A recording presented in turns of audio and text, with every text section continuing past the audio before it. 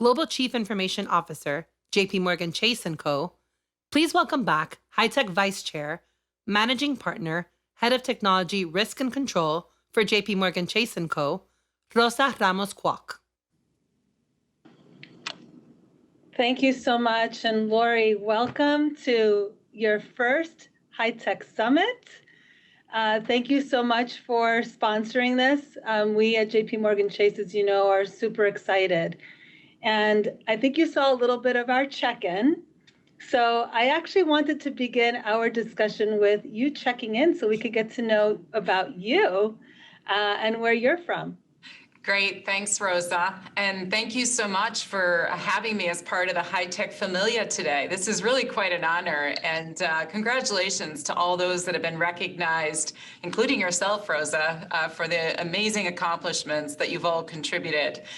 So to tell you a little bit about myself, I actually live in Manhattan today, and I have 3 grown children that are back in Ohio, but I actually grew up on in a small town on a farm, a town of about 2,000. And a little bit about my heritage, I'm actually 100% German. So for some of you that may know me at JPMorgan Chase, that may explain a few things, like maybe my focus on discipline and execution and getting things done, and maybe a little stubbornness too. I know all about the focus on execution, Lori. That definitely comes through. One of the things that you probably don't know, but we have claimed you as an honorary Latina. And since we have so many people at JPMorgan Chase from so many countries, that you're just going to be a pan-Latina, right? So you're from like everywhere. So Lori, did you always know that you wanted to have a career in technology? Of course not. You know, I was one of those young people coming out of high school wondering what I was going to do with my life, and I was good in math and science. So I actually started in electrical engineering, and I remember like sitting in my first circuits class, kind of going, what is this, and why would I want to do this? And so I remember at the time I was taking a Fortran programming class, and I really, really loved it. I really loved the problem solving. I loved the challenge. I loved creating things. And so it was my freshman year in college that I actually shifted into computer science. Little did I know how many women were in computer science at that time, but I guess it played out okay over my career. It was very different back then, over 30 years ago. But I have never looked back, and I love the field of technology, but that's kind of how it all began. Oh, that's great. So you were one of the few even in your classes back then? Yeah, one of the few, for sure. Yeah, that's amazing. So one of the things that's key to this time that we're living in, Lori, is how important healthcare has been and keeping everybody safe. And you transitioned from healthcare to financial services, and then you were in banking and as the head of banking, and then you became the global CIO. So you've had a number of transitions. What can you tell us about those transitions, how you handled it, especially that transition from healthcare? Yeah, it's interesting because throughout my career, I have been in different industries and tried different things. And so even before healthcare, I was in the telecommunications industry.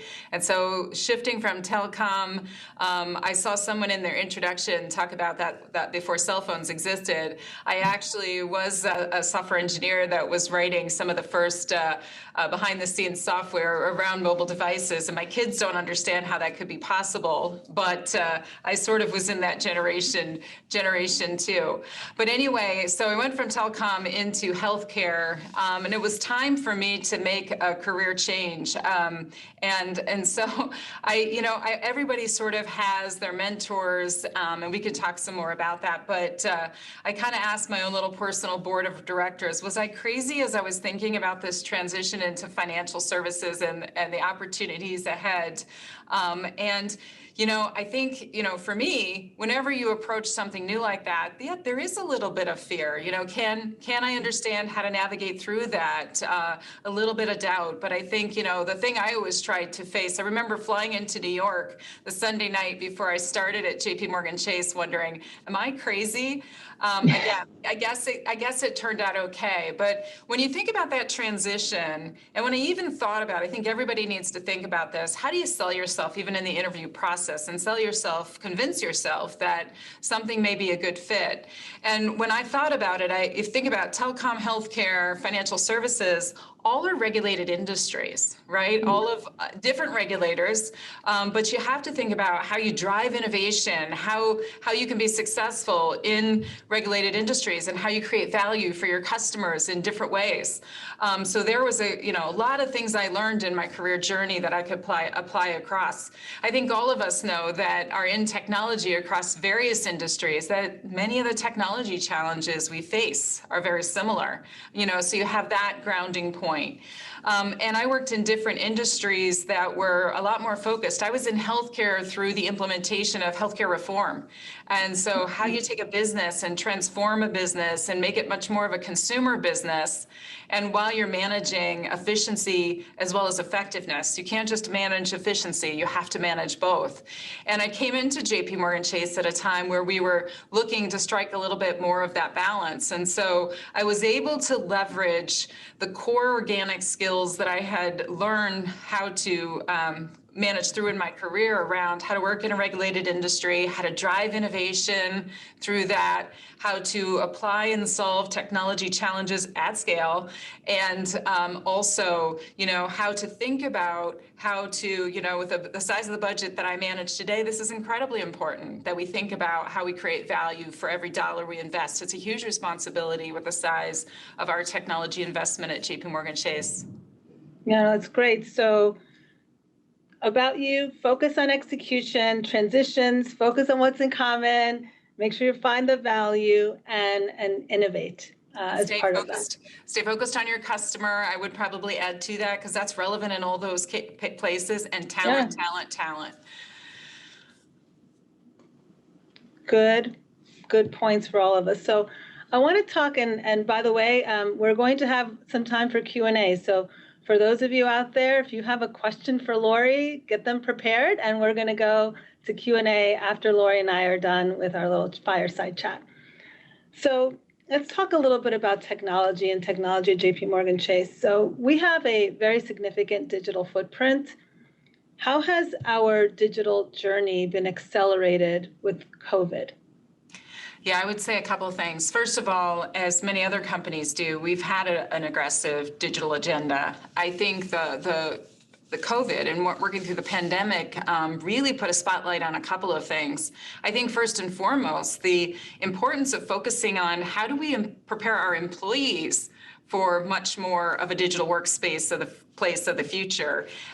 We had to overnight think about how do we transition traders to working from home, customer service reps, all of those kind of things. And when you have to pivot so quickly to a digital working environment, it actually focuses on not just the digital experience you're trying to build for your customers, but the employee experience and the digital employee experience that's critical to learn from, but actually to support those processes. And I really believe that the more we can really focus on and continue to put a focus on our employee experience, it will translate into better customer experiences, better digital experiences. So I think that was really one key point, because all of a sudden we still onboarded a lot of technology talent, a lot of talent across the company, frankly, and we had to move very quickly to a fully digital virtual onboarding process. It highlights where you have those gaps, and so we put something in place to support that, but now we're actually innovating and transforming and fully digitizing that as a core process going forward. And so there's many things like that I think when you pivot, it actually, again, makes you really think about those processes. We certainly saw, an accelerant like we haven't seen before in terms of adoption of digital banking. We had one of the largest, we have one of the most recognized brands and digital mobile banking solutions, but we saw adoption scale much more rapidly through the pandemic. And so it'll be interesting to see how that continues, because we also continue to see good access through our branch footprints, but it certainly pivoted through the pandemic. And so I think for us, it also highlighted, how do we make sure that when we focus on the core things that we want to focus on, speed, security, scale, and delivering those customer experiences, it really highlighted where we had to really streamline those in how it affected how we thought about the modernization of our technology, streamlining and adopting digital practices around agile development, design thinking, and all the things that you would put together. So I think those are a couple of things. Longer term, again, we'll continue to see how it plays out more broadly, but I do think we will see an acceleration. The other thing I would say is how we interact with clients. We have a massive consumer footprint, but we also have a massive client footprint as well. And I think everybody got comfortable doing big conferences like this, and even bigger through Zoom and other capabilities. Also, how comfortable people got actually connecting. Many of those client interactions we have are very in person. And so I think some of those things will bring a positive balance to how we think about that. And then finally, how we think about the capabilities people will want around managing their wealth. And, what is the acceleration of bringing new digital wealth management capabilities to the table? I think that's true for small businesses. We all know how important small businesses are to our economy and ecosystem. And so, again, what are the capabilities we need to put in place to not only provide the standard capabilities we would as a bank to support the growth of small businesses, but to help them be successful as they grow as well. And so those are some of the areas, Rosa, that we saw, and I think we'll continue to see change as we see this acceleration of digital. Yeah, no, thank you, Lori, for that. And in terms of our response, obviously there was a lot of regulation and a lot of governmental help during this time. You mentioned small businesses, and it was very hard. I mean, just walking around New York City when you see like your favorite restaurants no longer open, a lot of those things. So the government had the Payment Protection Program, or PPP, and we certainly participated in that. How did technology play a part in that? How did we fare with that program? Yeah, keep in mind, we were working with obviously all the, whatever we could do to support those programs, whether it was PPP or whether it was the stimulus, and making sure that consumers would have access. As we have right now another round of stimulus going on, making sure our digital channels stay up and active. On those digital channels, we saw over 300% increase in normal volumes. Driven by the stimulus, because everybody was checking to see if their check was in the bank yet. So that was one angle of it. The other side of it, though, with PPP is those requirements. We had direction in terms of understanding what needed to be implemented, but the requirements came in and needed to be rolled out very quickly within a few days. And so this was actually never waits the moment, right? This was a great example of, because we had done digital account opening and because we had built it on our modern private cloud PaaS, platform as a service platform, we were able to quickly electronify the requirements to support that, to support digital applications within a few days. And why that's really important is some of the smaller regional banks could have many more manual processes in place, but with the volume and scale of applications we were expecting, we had to be able to scale, and we had to use digital channels to be able to scale that. In hindsight, as we were pulling all this together and really partnering with the business to deliver the solutions, it actually showed that where we had modernized technology, we could run at speed and scale. And where we had some more legacy technology, the changes took longer. And we use this as a great moment to really tell the story of modernization and how modernizing our technology will help us be more agile. Agility is one of the most important things when things are speeding up in business. And so we use that as an opportunity, and actually did a broader discussion with our operating committee around the continuous modernization, I should say. The continuous modernization of your technology stack and how that supports our objective around delivering new capabilities for our customers at speed and scale and security. Modernization equals speed, agility, right? We need to understand that. So just a little bit on continuing on the technology trends. From your perspective, what do you think has been the biggest disruption in financial services over the last 3 to 5 years, and how have we responded as a firm?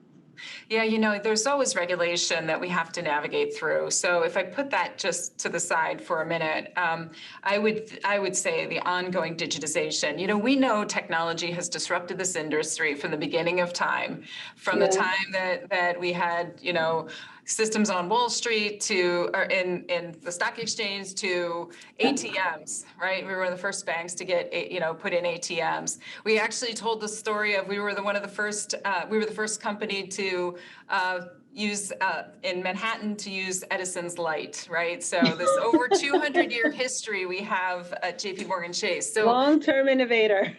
We've been innovating for a long time. And so I think when you think about the curve of digitization, and an important way to think about it is, as that curve has accelerated, what does digitization drive? It drives disruption.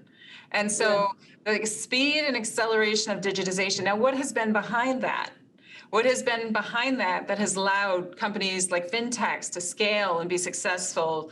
You've probably seen recently in the news how successful like a Stripe has been, even Square and others. And so it has been the advent of cloud computing capabilities, emerging technologies relative to how you think about and manage your data.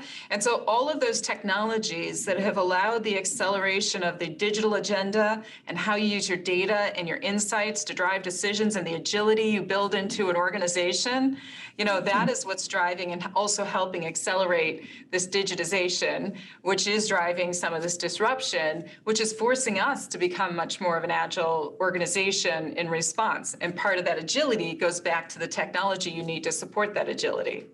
It's all connected. It's all connected. So what do you think is the next big trend? Well, I think, we spend a lot of time think about the volume of data we have. We have over 450 petabytes of data. We have, so from a consumer lens or from a payments lens, et cetera. And so AI, ML is clearly a trend that I think is going to affect every business in every way. And I think what's really important, how we've tried to think about this, is not AI and ML as a technology. Clearly, there's things that you have to do. Foundationally, it's how do you actually integrate those capabilities in your processes and systems, and fundamentally start with what's the data that you want to leverage to be able to generate the machine learning or the AI, and how that actually gets embedded. It's not like traditional analytics. How does that, in many cases, get embedded into the workflow?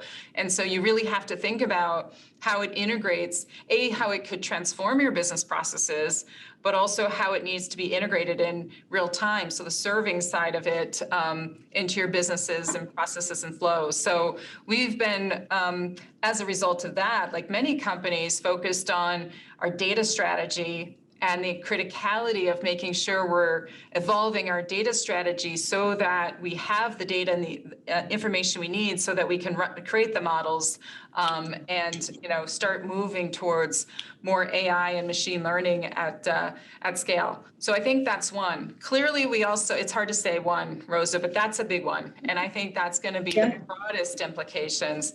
Clearly, I think many have seen that we've been very focused on blockchain for a long period of time. Our distributed ledger work, our innovation around open source and Quorum, and the creation of an ecosystem, and in fact, now building products on top of that. And then longer term, quantum computing, more from the perspective of offensive and defensive. How can it actually impact some of the algorithms that we haven't actually been able to do? When do you actually start seeing quantum advantage, ultimately quantum supremacy?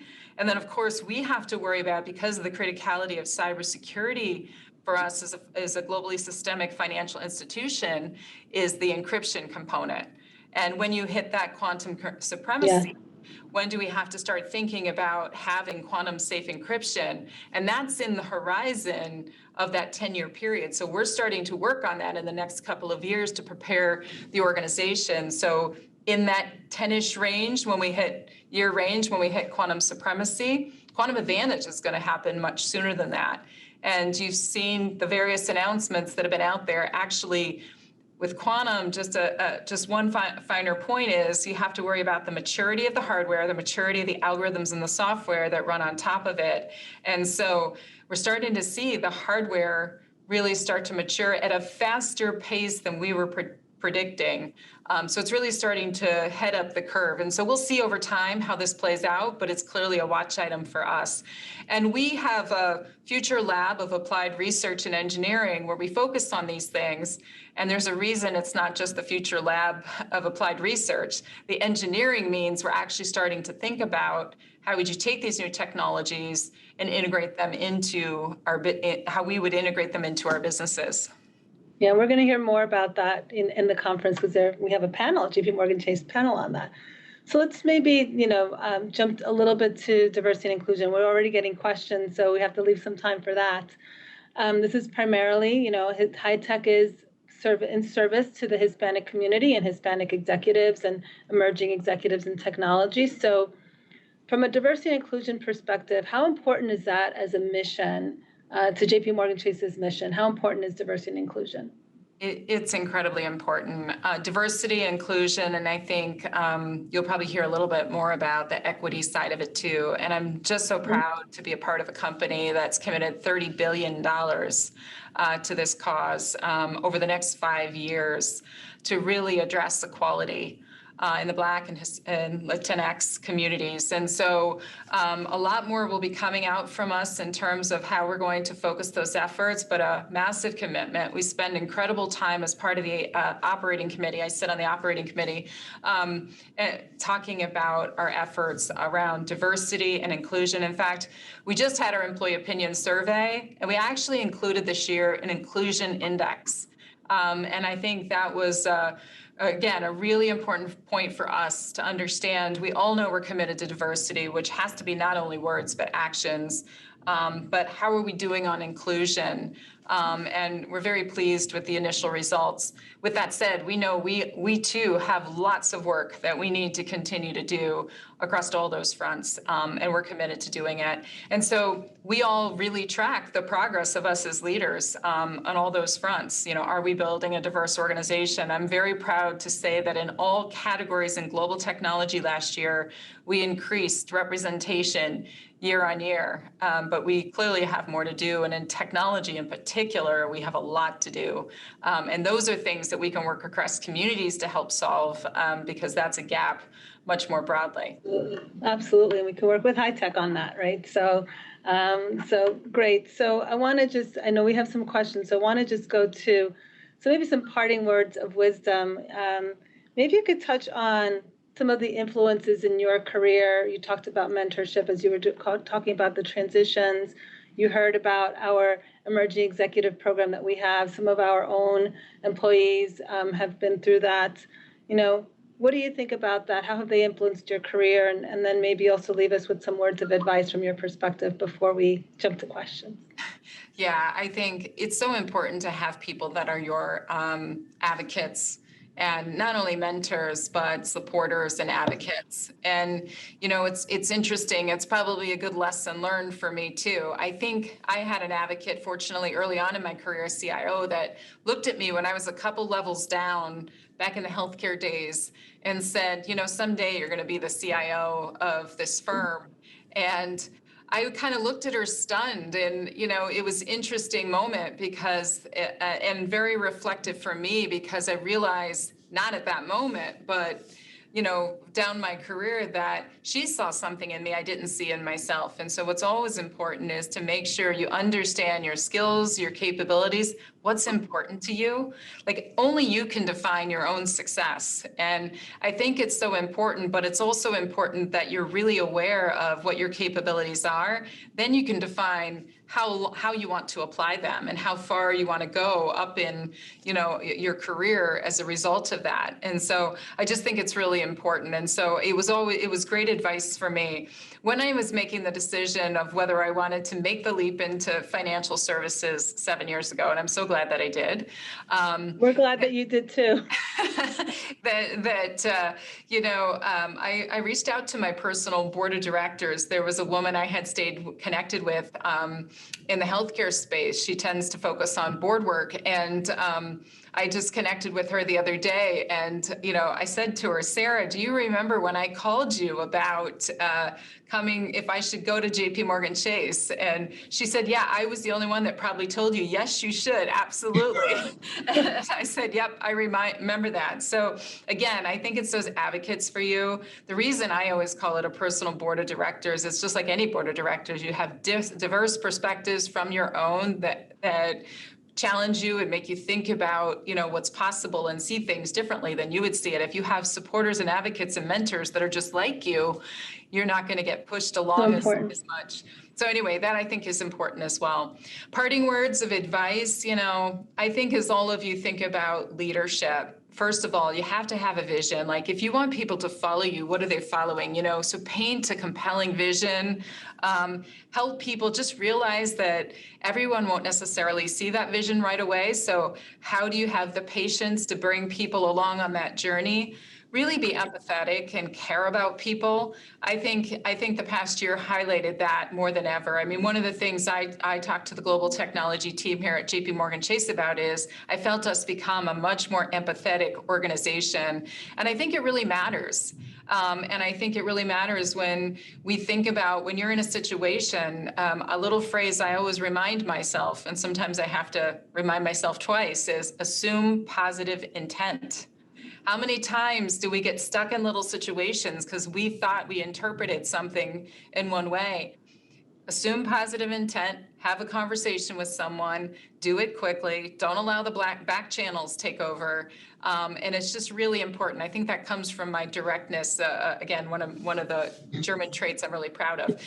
But anyway, you can be direct, but you can be direct in a very caring and empathetic way. And really think about talent. There's no job you can do by yourself. And so what's always important is, think about where your strengths are and where you have gaps, and really fill those gaps with people that are brighter and smarter than you and think differently than you, because you'll get a better outcome collectively as a result. So those are some of my parting words of wisdom. Thank you, Lori. And I can attest how genuine of a leader you are, and we all benefit from that. So question starting. One is a little bit related to some of your comments, but how are internal teams at JPMorgan Chase handling remote work during the pandemic, and how do you keep up the culture with remote work? I think it's a really important question and something we worry about a lot. We onboarded thousands of people into global technology that have never stepped in one of our buildings. And, it's really important because when I think about from a technology perspective, what is it that motivates an engineer? What motivates a technologist? They want to be able to create value. They want to deliver an outcome. They want to be part of something. They want to be part of a culture. They want to have a sense of being. They want to work for the person that they work for. And they want to continuously learn. And there's so many of those aspects that have gotten woven into our big technology centers where we have Power Up events. And Power Up is our 2 or 3 day intensive learning around all the skills they may need to understand, from cloud to AI, et cetera. Now, we made them all virtual.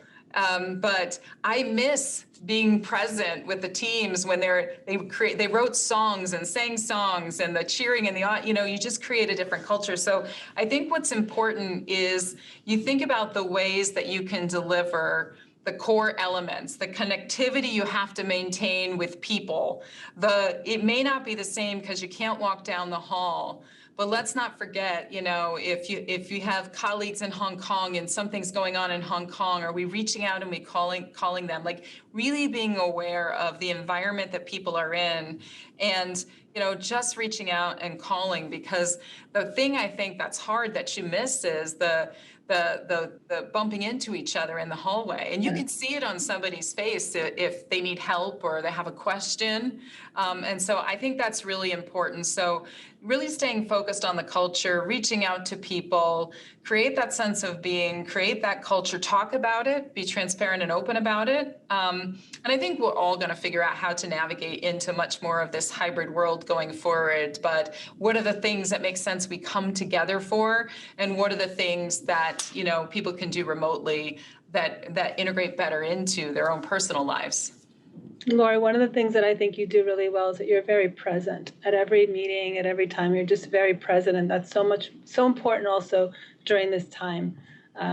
I can't emphasize that enough. It's a little simple saying, thank you for saying that, because, my team knows that I point them out or ping them when I see them not paying attention. We were having a virtual tech site visit. Now, if everybody had traveled with me there, we would have all been very engaged. You have no choice but not to be. But in a virtual setting, it's easy to get distracted by the email in your queue. The simple saying is, be here now. Like the focus, the being present, the making sure, because it's so easy on video to understand. I can tell in my team meetings when people are texting each other. Like it's so easy to understand. And she can, and she calls people out. In a very nice way. Be here now. If you weren't intended, if the meeting isn't creating value, then don't go, because it's worse to go and not be present. And I think, it's such an important thing to remember, and it's so obvious on video.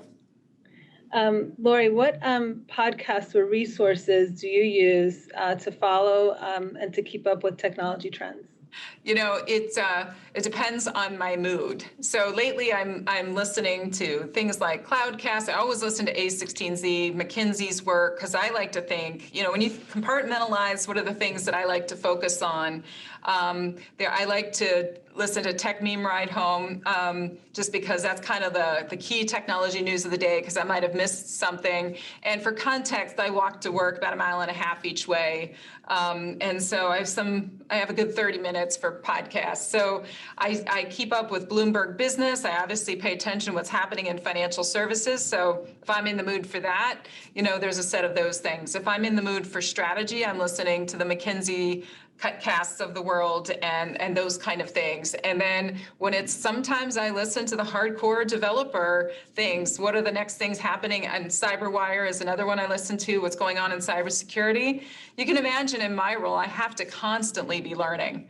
One of my biggest jobs not only is to move $7 trillion a day for payments and make sure that continues to flow, keep the place operationally running and serving our customers, do innovation, think about strategy, but it's managing risk. And you have to understand, being a risk manager is one of the important jobs that I have to do. And so you have to understand the technology. And it makes me smart about what questions to ask, because it's topics I may or may not know the answers to. Okay. Another question, to be able to achieve agility, we must break down silos and shift things left. But in a regulated industry, our controls make it very difficult. How did you address this at JPMorgan Chase? I would say it is a work in progress for sure. A couple things that I would say is when we first brought the controls organization for us is integrated with the cybersecurity team. And when we were going through setting the objectives, one of their objectives is make controls seamless. So it's a very strong intent that not only the job is to protect the bank, because that's one of them too, it's to make controls seamless. And that's sort of the employee engineer experience element of it. So what do you have to do to be able to do that? So we started to look at the problem from the ground up. You had to have an integrated CI/CD or software development set of tools and pipeline. And so we've really been investing in building that as the framework. And then now we have built a tool and capability to take what would be on the table about this stack high of controls and expectations of our software engineers across countries and legal entities and all those things, and distill it down and to continuously build that into so going for a strategy that gives you continuous control monitoring, going for a strategy that gives you continuous audit. And so we had some recent requirements from a regulator, and we built that into our tool chain. It also then created a carrot for people to adopt the standard tool chain because they got the out-of-the-box control solution. And so it's, we're a work in progress and continuously learning, but it's really thinking about how do you make controls seamless. I always explain to engineers that are new to financial services, don't look at it as a blocker. look like it as a masterful engineering problem, because at the same time, I have to design leading digital interfaces. I have to do them at incredible scale every time we launch a new feature. And I have to make sure it's safe and secure because, we have to have some of the most sophisticated cybersecurity requirements and control requirements across many industries. And so it's a very sophisticated engineering problem to make that all seamless. Okay, so here's another question, Lori. What for you are the skills, knowledge, or attributes needed to become a global leader and build such outstanding executive presence? So I think first and foremost, it's not about us, right? Whenever you're a leader, you have to understand what are the problems to be solved, who are your stakeholders, what's on their mind, and so first of all, understand that context. I think secondly, you have to, because then you can empathize with what is the problem they're trying to solve. It's one thing for me to think about all the technology problems that I have to solve, but I try to focus on, for the operating committee, when I hear the business problems they're trying to solve, I try to focus, okay, what can we do better to align the engineers, the processes, whatever it may be, to support them. And so I think it's just really important to think outside in from that perspective. Understand your stakeholders, what problems you're trying to solve. You have to be authentic. You have to really focus on talent, as I mentioned earlier, and really make sure people know that you genuinely care about them. And then you understand that it's like you have to understand the stakeholder view, but you have to understand, it's one thing for me to talk about engineer experience. If I'm not actually talking to the engineers and understanding what are the daily roadblocks that are getting in their way, because you have to build that trust and that credibility that you understand the problems. And so I think it's always important, especially the more senior of a leader you get, you can't just stay up high. You have to deep dive. This is what I miss so much about our site visits, of talking to people on the ground. One of the groups I love to talk about is our new entry-level software engineers. Right? They just give it to me straight, and they are not afraid to tell me what working well and what opportunities we have for improvement. And I encourage them from that day, have a voice and let it be heard. It's very clear, Lori, that stakeholder to you, and you live this every day, and I see it, means everyone in your organization. And that's very clear in how you address us, how you talk to us, how you take interest in some of what the blockers are, what the issues are, and challenge everyone. So Lori, I just want to say thank you. This partnership that we have with High Tech is very special for our organization. We thank you for sponsoring it along with us. It's important to the Hispanic community and to our diversity and inclusion efforts. So I just wanted to say thank you for spending the time out of your busy day. And there's a lot more questions we didn't get to, so we'll work with your communications team on getting some of those answered. But thank you so much, everyone. And now you know why we think she's so special. Thank you. Thanks for letting me be part of the familia for the day. Thank you. Yes. Thank you.